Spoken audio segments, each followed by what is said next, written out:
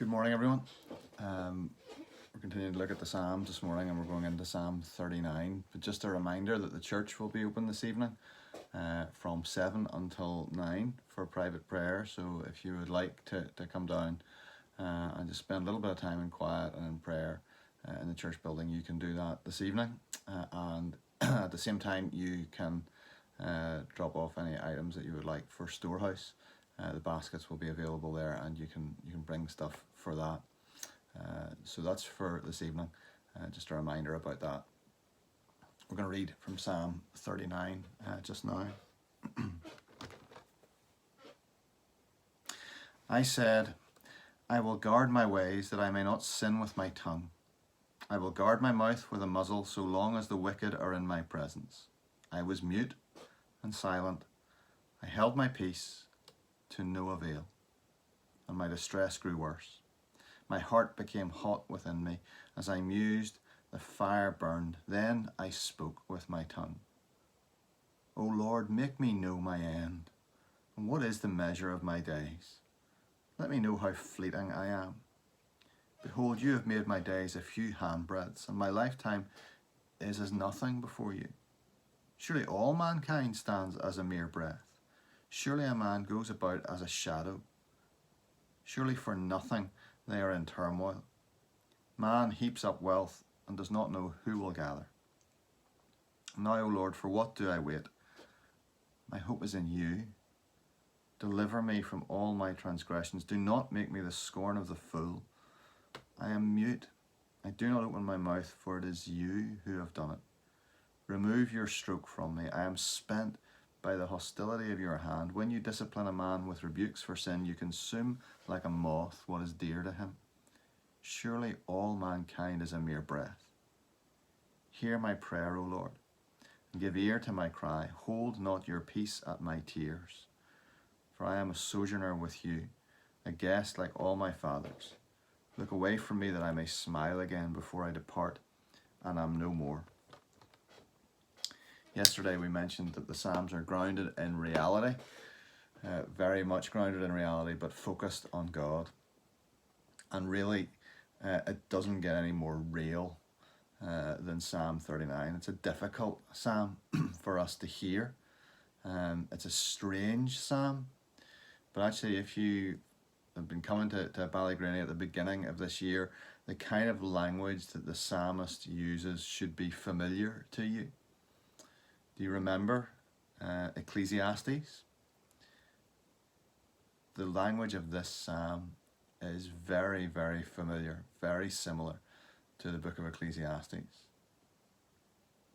A number of times he says here, life is like a mere breath. Everyone is a mere phantom or shadow.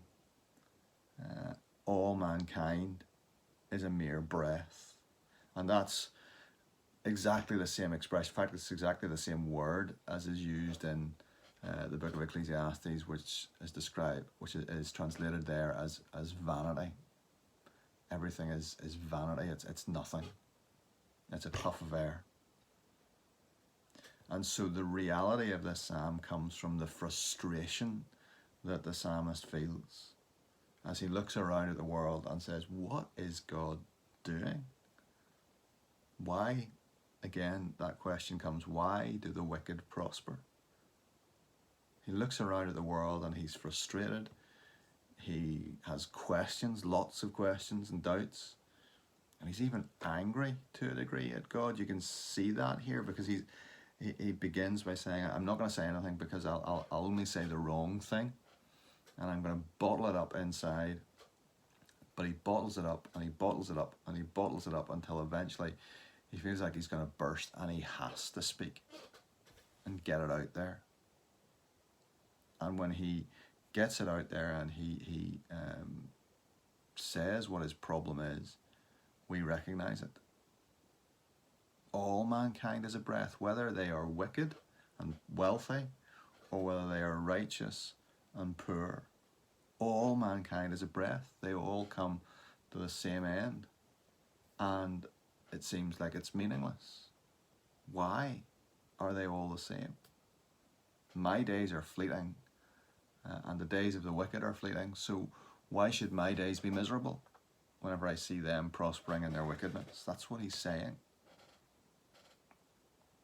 But the solution to that is not to follow off on the path of the wicked, and the psalmist knows that. The solution is submission to God. The solution is remembering and recognizing that yes, God is at work, that our hope is in him, that sometimes in our difficult times, in our hard times, when we see others apparently without any hurt, without any difficulty at all, but in our hard times, when we are hurting, God is at work. He sometimes hurts us in order to heal us, in order to draw us back to himself in repentance and faith. And the result of our submission to him is that yes, God's heavy hand of discipline will be lifted from us, that we will experience God's comforting presence in the journey. You see where it said, I am a sojourner with you. That word sojourner means someone on a journey, someone traveling, perhaps through a strange land, like the Israelites through the wilderness. We're journeying with God through this. And so the result of submission to him is that not only is his heavy hand of discipline lifted, but we know his presence, his comforting presence in the journey. In all that we go through, we know that he is there. And we can have God's examination of our sinfulness lifted from us, because that sinfulness is taken by him and done away with at the cross, so that we can enjoy life with him. That's the result of submitting to him in the midst of all that goes on around us. But it also comes from us being honest with him, honest enough to express our frustration, our doubt, our anger, honest enough to let that come out, so that he can then work in our lives, comfort us, strengthen us, and help us to face each day. Bottling it up inside only hurts us.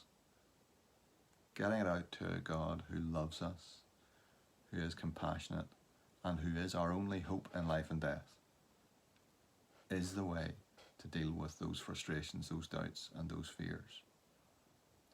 If you're feeling that way today, and someone probably is, do that.